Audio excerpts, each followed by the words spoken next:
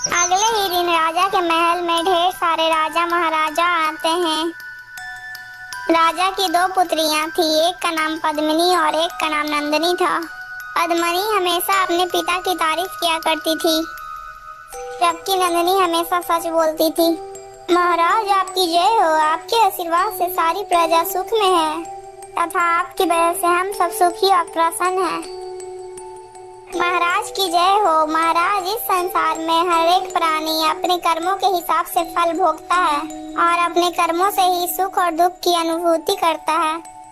राजकुमारी की यह बातें सुनकर राजा अत्यंत क्रोधित हो जाता है। मंत्री जी, इस राजकुमारी को हमारे राजमहल से बाहर निकाल दिया जाए। जो अपने पिता का सम्मान नहीं करती है वो मेरी पुत्री नहीं हो सकती है। राजकुमार वीरसेन यह सब देखकर बहुत ही दुखी होता है। सैनिक तुरंत ही राजकुमारी को महल से बाहर एक जंगल में ले जाते हैं। राजकुमार वीरसेन उन दोनों का पीछा करते करते जंगल में पहुंच जाता है। अरे रामसेन भाई, चलो हम लोग राजकुमारी को यहीं पे छोड़ देते हैं और जल्दी से हम लौट चलते हैं। हाँ हाँ भाई, तुम ठीक कहते हो, हमारा ज्यादा आगे जाना ठीक नहीं होगा और हम दोनों यहीं पर से लौट चलते हैं। इतना कहकर दोनों सैनिक वहां से चले जाते हैं।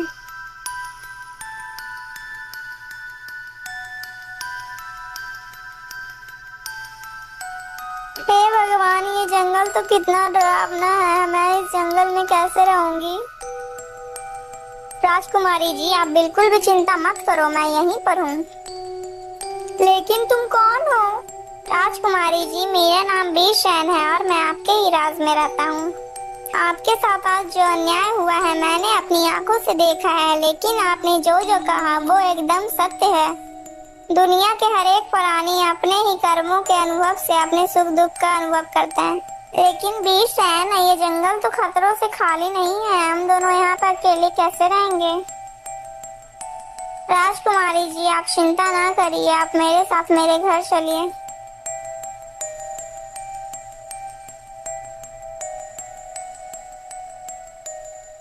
माता जी, अब ये राजकुमारी भी हमारे साथ ही रहेंगी।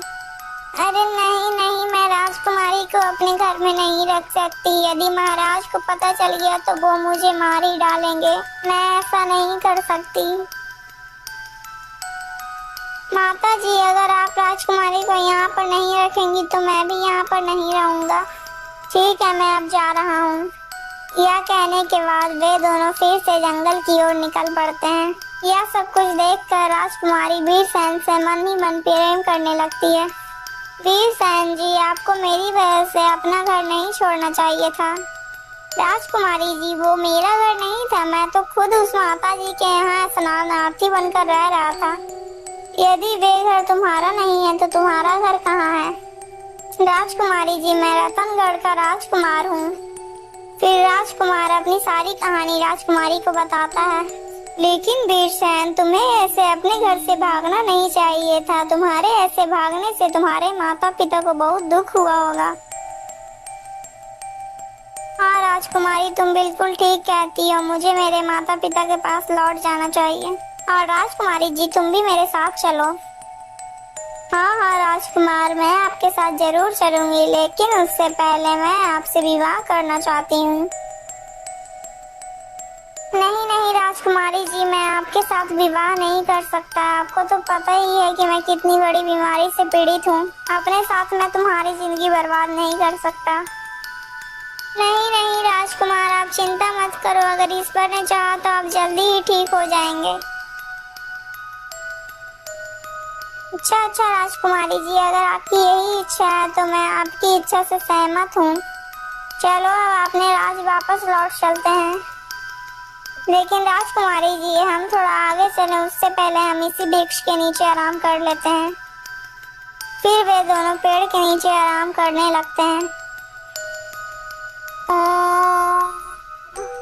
अरे ये आवाज कैसी? मुझे लगता है कोई संत अपनी तपस्या कर रहा है। चलो चलकर देखती हूँ।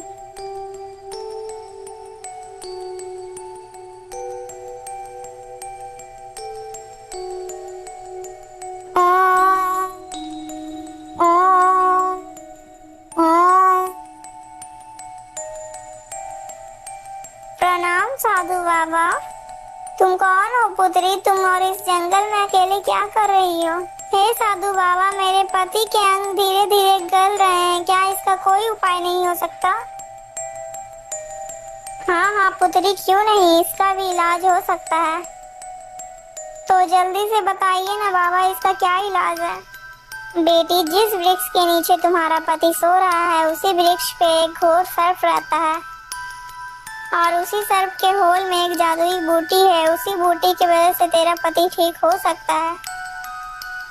लेकिन साधु बाबा, इस सर्प के बिल से बूटी प्राप्त करने का उपाय बता दीजिए।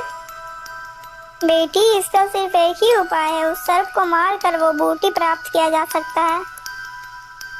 लेकिन बाबा, जीव को मारना तो अपराध है।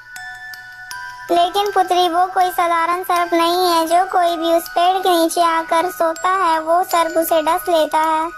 ऐसे प्राणी के मरने से तुम्हें कोई पाप नहीं लगेगा। साधु की आवाज सुनकर नंदिनी वापस पेड़ के पास जाती है।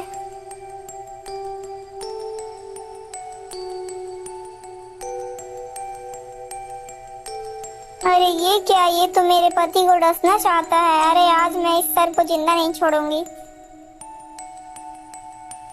राजकुमारी एक डंडा उठाती है और सर्प को फेंक कर मारती है और सर्प एक ही डंडे के वार से मर जाता है।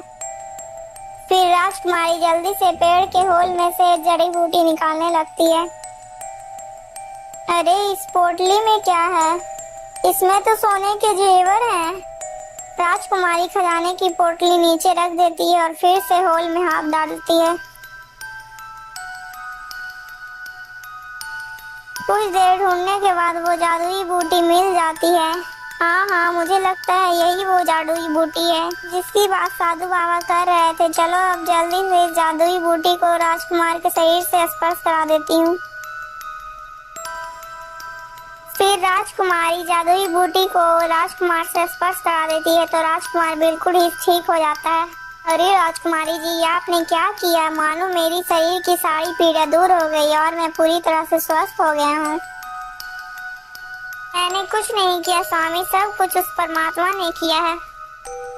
फिर वे दोनों खुशी खुशी अपने राज की ओर लौट जाते हैं।